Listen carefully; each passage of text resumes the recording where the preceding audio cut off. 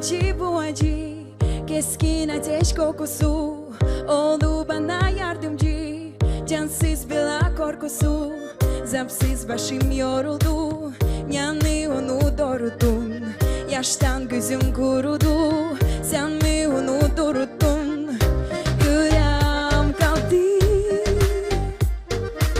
şenliksiz kaldı.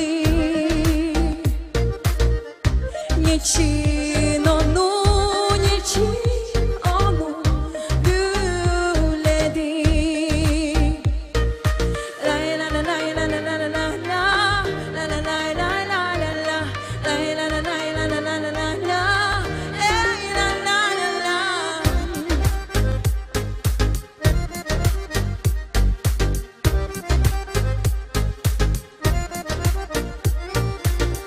Yerim kaldı uzanık, yerim seni dilince.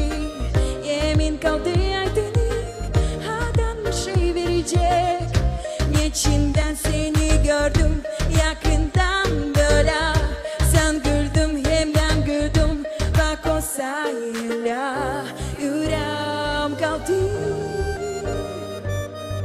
şenliksiz kaldı. Niçin